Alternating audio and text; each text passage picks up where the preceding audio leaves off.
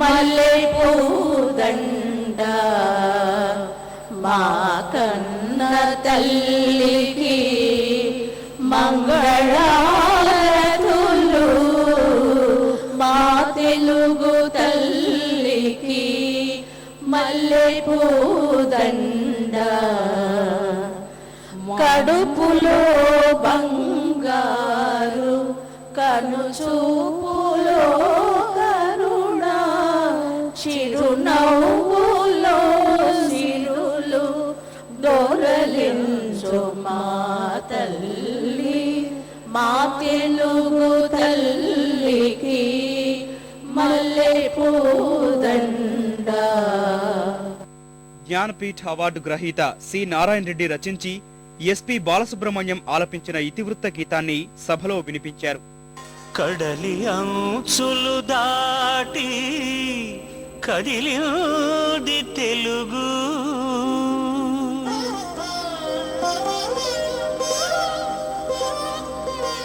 ఎదలలో తులుమీటి ఎగిసింది తెలుగు.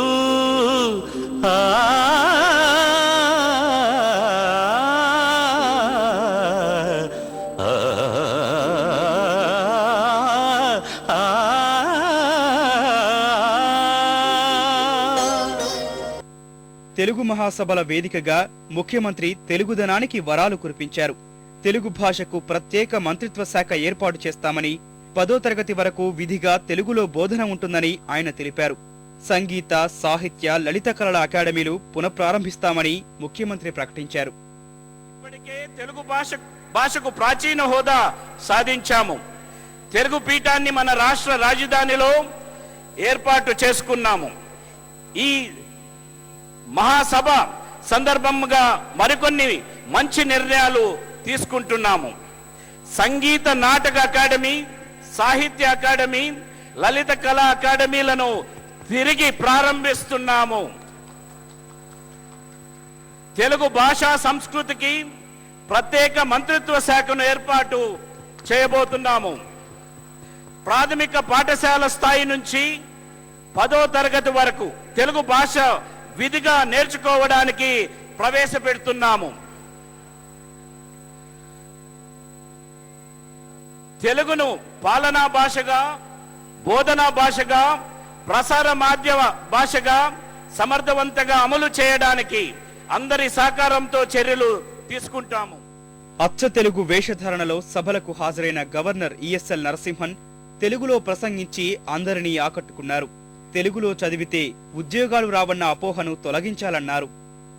కొండలో నేలుకొన్న కోనేటి రాయుడు వాడు, కొండలంత వరములు గుప్పేడు వాడు, అన్నమయ్య ఏడుకొండవాడిని కీర్తించాడు. అనేక కార్యక్రమాలలో యువతను ఆకర్షించేలాగా వారిని కార్యక్రమాలలో చురుకుగా పాల్గొని ప్రోత్సహించాలని నా సూచన. తెలుగు బోధన భాషగా ఆధునిక శాస్త్రీయ రీతిలో చెప్పటాలని మా భావన.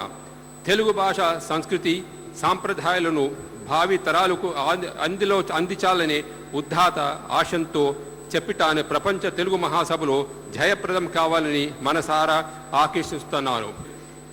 చక్కని తల్లికి చాంగుబల, తన చక్కేరా మోవికి చాంగుబల, అన్నమయ్య పదలను తూలుచుకుంటే మా తెలుగు తల్లికి మల్లె పూదండ.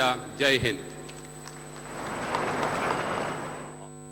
భాషాభివృద్ధికి ప్రభుత్వం చేస్తున్న కృషిని రాష్ట్రపతి ప్రణబ్ ముఖర్జీ అభినందించారు. తెలుగు భాష, జాతి గొప్పతనాన్ని ప్రశంసించిన ఆయన తెలుగులో కొత్త పరిశోధనలను ప్రోత్సహించాల్సిన అవసరముందని అన్నారు. పరభాషా నైపుణ్యంతో మాతృభాష అభివృద్ధి, విస్తృతికి కృషి చేయాలని పిలుపునిచ్చారు.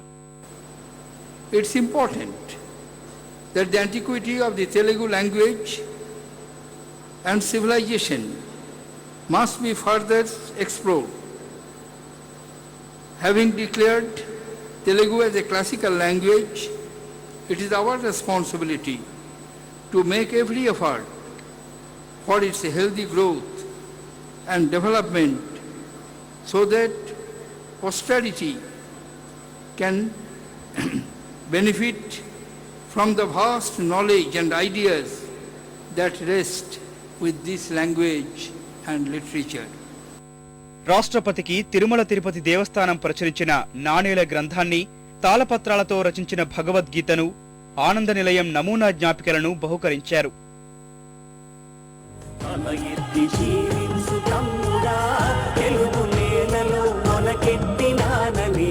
కనుక నిలు